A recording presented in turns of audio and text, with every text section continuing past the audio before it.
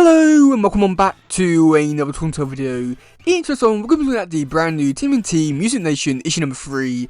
And this issue, it's really fallen into a lot of the bad errors of the last few issues. And sadly, I feel like this series is not going to look like it's going to be improving anytime soon. Which is really disappointing because I really want to love this series. But looking at this, like the first few pages, it's just really telling me everything I need to know about this whole series and what I can be expecting for the next few issues, which is not off to a great start.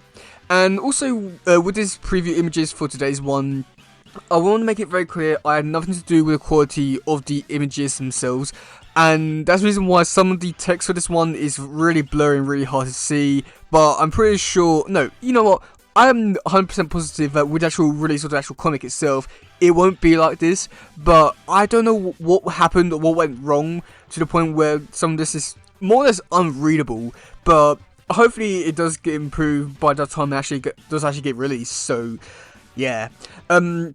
Okay, so on the first page, and this is what I was saying before about some of the errors of this series showing up already.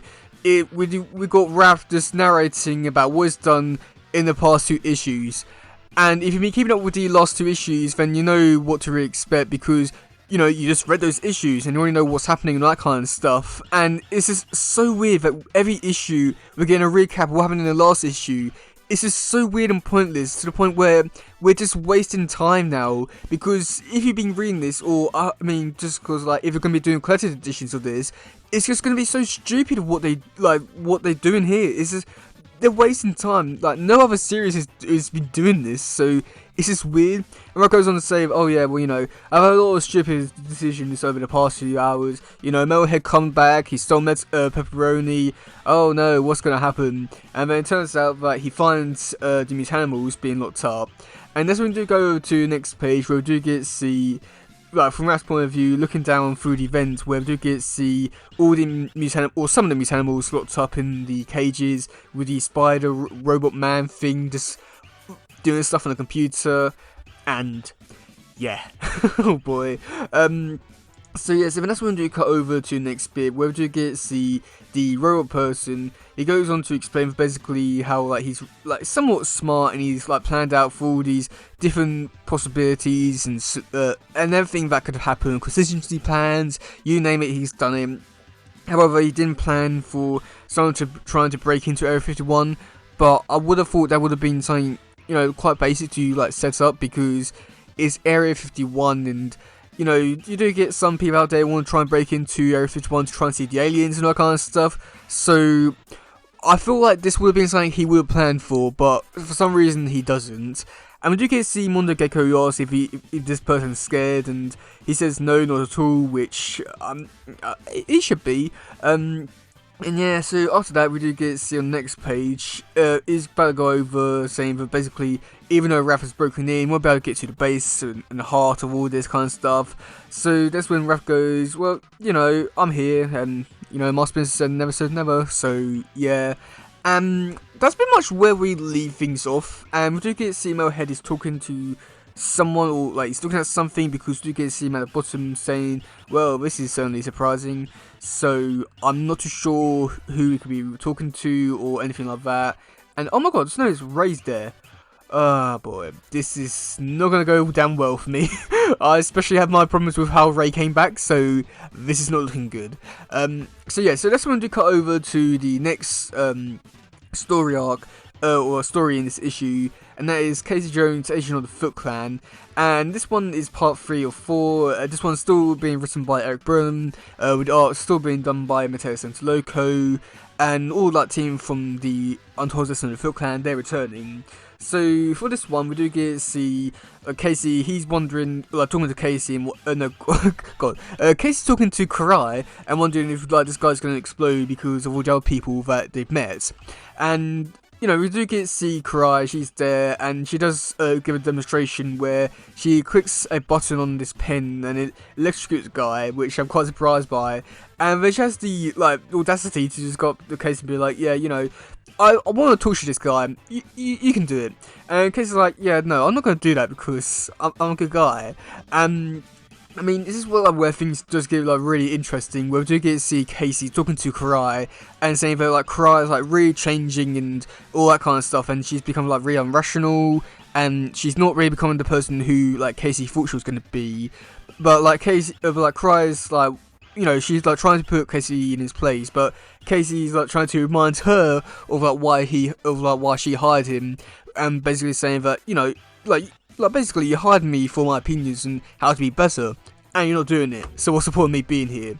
And that's when we do cut over to the final page, where this bit I was quite surprised at, because they come in, walking in, putting on a mask on. That is pretty cool, and I mean, a little bit weird just because, this is one guy, who's not going to make it out alive whatsoever, and, they already know what Karai looks like, so it's just so weird, I want to say, but I can understand why for ninja purposes and all that kind of stuff. And yeah, Karai comes in and tells Casey that, I can do all this bad stuff. I see an astral plane, I can put people there and want them to make them fear the Foot Clan. And she kicks the guy, then just electrocutes the guy, and I believe he dies, which, oh my god, not exactly the direction I was expecting this issue to go in, but definitely a direction I'm happy about, so yeah, I don't know if happy is the right word, but yeah.